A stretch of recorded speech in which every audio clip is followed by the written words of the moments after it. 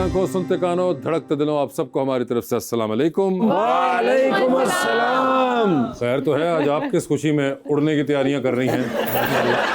ये ऐसा आखिरी बार मैंने अलादीन को पहने देखा था। इसे क्या कहते क्या? इसको केप कहते हैं। आपको पता है केप किसे कहते हैं? केप सानू तो गरीब बंदे केक दा पता है, केक दा सालगिरह केक। अच्छा ओके, सर्दी लग रही केप उत्ते लेके सो जाओ। ਕਈ ਬੰਦੇ ਨੂੰ ਕੱਖ ਵੀ ਪਤਾ ਨਹੀਂ ਹੁੰਦਾ ਲੇਕਿਨ ਕੋਈ ਚੌਕਸ ਬਣੇ ਹੁੰਦੇ ਨੇ ਸਮਝਦਾਰ। ਇਹਦੀ ਸੁਣ ਲਓ। क्या? ਮੈਂ ਇਹਨੂੰ ਪੁੱਛਿਆ, ਮੈਂ ਕਿਹਾ ਮੁਕੇਸ਼ ਅੰਬਾਨੀ ਸਾਹਿਬ ਨੂੰ ਜਾਣਨਾ? ਕਹਿੰਦਾ ਹਾਂ, ਚਿੰਨੋਟ ਸਾਡੇ ਮਹੱਲੇ 'ਚ ਰਹਿੰਦੇ। ਬਸ ਜਵਾਬ ਦੇਣਾ ਹੈ। ਤੇ ਤੁਸੀਂ ਵੀ ਤੇ ਲੰਮੀਆਂ ਛੱਡਦੇ ਆ। ਕਿਉਂ ਜੀ? ਐਵੇਂ ਮੈਨੂੰ ਮੁਤਾਸਰ ਕਰਨ ਕਹਿ ਰਹੇ ਜੈਕੀ ਚੈਨ ਮੇਰਾ ਸਾਂਢੂ ਹੈ। पिछले दिन अमरीका गए तो डोनाल्ड ट्रंप ਨੂੰ ਜਾ ਕੇ ਕਹਿ ਰਹੇ ਵੇਖ ਲਓ ਤੁਸੀਂ ਮੇਰਾ ਚੈਨਲ ਸਬਸਕ੍ਰਾइब नहीं ਕੀਤਾ। लीजिए बुलाते हैं अपने आज के पहले मेहमान को, singer, song writer and composer जनाब अदनान धूल।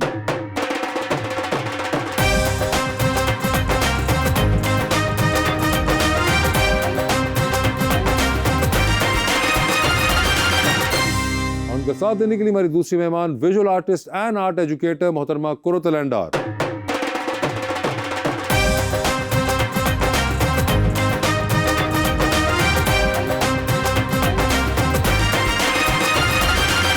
वेलकम टू द शो जी। बड़ी खुशी हो रही है अदनान भाई, आप तशरीफ़ लाए हैं, बहन जी भी तशरीफ़ लाई हैं। एक बड़े प्यारा शेर में लेकर आया हूँ अदनान भाई के लिए। ऐसे न थे हम अहले दिल, इतने कहाँ ख़राब थे, हम भी किसी की आस थे, हम भी किसी का ख्वाब थे। दिल सा चिराग क्या बुझा, आंखें धुआं धुआं हुई, कहने को अपने आस पास कितने ही माहताब थे। तू समझता है तेरा हिजर गवारा करके, बैठ जाऊंगा मोहब्बत से किनारा करके, खुदकुशी करने नहीं दी तेरी आंखों ने मुझे, लौट आया हूं मैं दरिया का नजारा करके।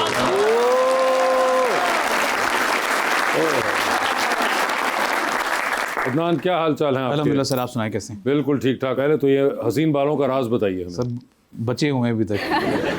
मगर ये बड़े ज़बरदस्त बाल हैं। ये आप कोई ख़ास इसकी तरवीन और आयश के लिए कुछ करते हैं? आजकल कर रहा हूँ सर, आजकल क्या कर रहे हैं? तेल वगैरह और मालिश वगैरह, क्योंकि बाल गिरना शुरू हो गए हैं। ओए होए होए, टर्की का चक्कर आने वाला मुझे लगता है। ओए होए, अच्छा, यानी कि ऐसा मामला है। 4-5 दिन अगर वालों की देखभाल ना करें तो ठाकर साहब वर्गी चीज़ां विचों निकलदी। सही कह रहे हैं।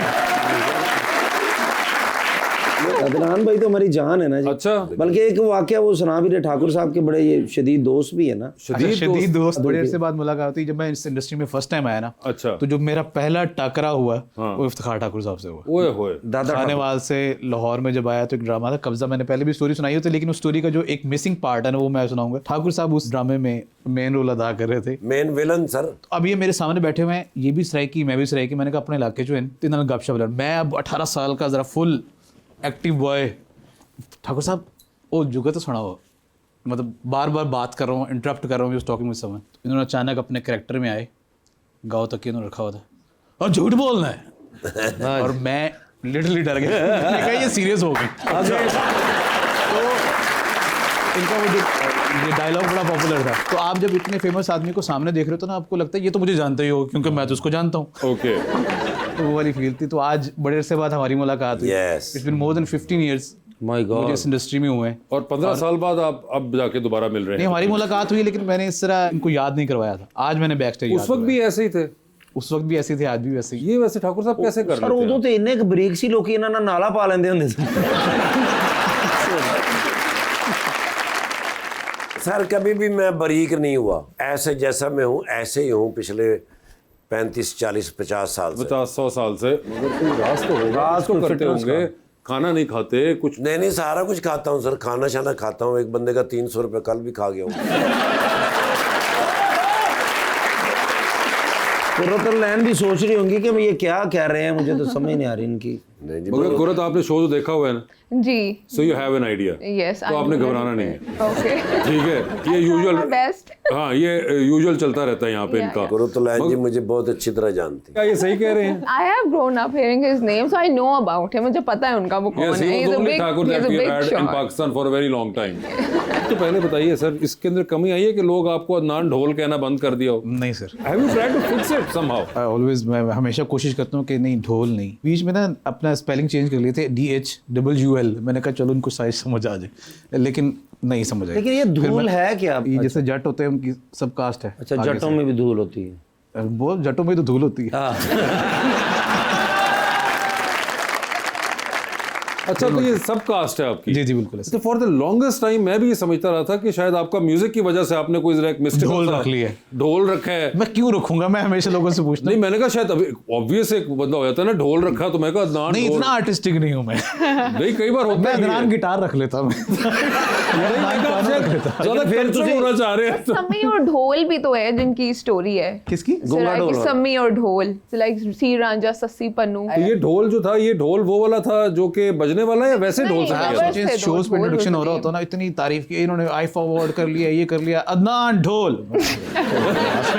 और ये घर वाले भी शिकायत करते हैं ब्रादरी वाले कि ये क्या तुमने हमारे नाम के साथ किया? नहीं मुझे ये बताएं कि ये आपके खानदान में कोई म्यूजिक में रहा? नहीं जी बिल्कुल नहीं, कोई भी नहीं रहा? नहीं, I am the only musician. You the only musician. और ये तो फिर बड़ा टफ रहा होगा जब आपने शुरू में बताया उन्हें। डेफिनेटली चीज़ थी, लेकिन मुझे लगता है कि इससे ज़्यादा फिक्र जो होती है पेरेंट्स को वो यही होती है कि अच्छा यार पैसे कैसे कमा लोगे, पढ़ लिख जाओ, वो ज़्यादा बेहतर है, सेफ्टी। लेकिन अल्लाह पाक ने ये नसीब में लिखा था तो बस ये हो गया। मैडम मुझे ये बताएं कि ये पेंटिंग आपके भी खानदान में करता था या नहीं, एक दिन शौक उठा? सो मेरे दादाबू जो थे, he was into theatre music, so partition से पहले के लोग हैं, सो वो क्लासिकली ट्रेंड थे। उनका उनकी क्या बल्कि नाम था? Latif Dar, he was not really famous उस तरह से, वो इंडस्ट्री में नहीं आए, but he was a music enthusiast. So बचपन में ना वो दादाबू की शेल्स होती थी, वो भरी भी होती थी राग से, और वो सिर्फ प्योर राग्स होते थे, नो म्यूजिक नथिंग। सो मुझे समझ नहीं आती थी उनको क्या मज़ा आता है वो सुनने का। सो classical music and like politics, ये सब चीज़ें, थिएटर किया हुआ है उन्होंने बहुत ज़्यादा अपनी जवानी में। लेकिन उन क्लासिकल ਨੂੰ ਲੋਕ ਸਮਝ ਲੱਗ ਗਏ ਨੇ, ਤੇ ਪਹਿਲੇ ਲੋਕੀ ਡਰ ਜਾਂਦੇ ਸੀ।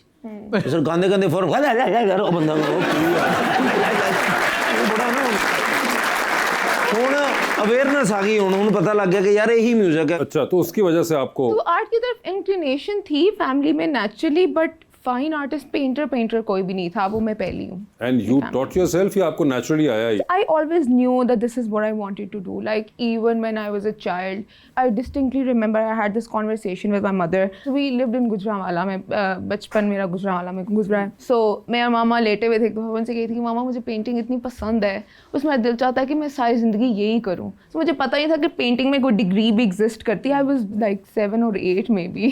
So फिर उन्होंने कहा कि लाहौर में एक आर्ट स्कूल है NCA, वहाँ पे होता है, पढ़ ही सकते हैं आर्ट को डिग्री। सो वो मेरे ज़हन में हमेशा से ये था कि this is what I want to do, because this is what I love to do. तो बस वो नेचुरल था, उसमें मुझे सोचना ही नहीं पड़ा। मगर अदनान, इन्होंने जिस तरह कहा कि तो NCA चली गई और वहां जाके सीखा आपने, क्योंकि सिर्फ गाना गाने वाले नहीं, आपको सॉन्ग राइटिंग के अंदर भी कॉम्पोजिशन, और ये आपने किससे सीखा? वक्त से सीखा, धक्कों से सीखा। धक्कों से सीखा, लेकिन ज़्यादा उन बेहतर धक्कों में सिखाते हैं। किस किस को ऑब्जर्व किया था? जो प्रैक्टिकली देख रहे हो कि एक बड़ा एक टेक्निकल काम है। एक छोटे शहर से बड़े शहर में आना ना अपने आप में एक स्ट्रगल है, और जब आप आते हो तो एक कल्चरल डिफरेंस है खानेवाल से लाहौर का। मैं हमेशा पेस का वाक़या, पता नहीं मैंने कोट किया होगा कि नहीं, कि मैं पेस में जब मैं फर्स्ट टाइम गया ना, तो उसका वो नया पेस बना था और मैं फर्स्ट टाइम लाहौर आया था, तो उसका दरवाज़ा खुद ब खुद खुल जाता था। हाँ, मैंने कहा ये कैसे खुलता है? यानी मैं फर्स्ट टाइम पेस के सामने खड़ा हूँ, मुझे अच्छी तरह याद है। अच्छा, अब वो एक साइड थी एंट्रेंस वाली, एक साइड थी एग्जिट वाली, तो मैं एग्जिट पे जाके खड़ा हो गया और मैंने कहा ये खुल क्यों नहीं रहा, मेरी दफ़ा क्यों नहीं खुल रहा? तो जैसे ही वहाँ से लोग आने लगे ना, तो मैं एंटर हो गया। हाँ, अब आगे वाला नहीं खोल रहा था। अच्छा।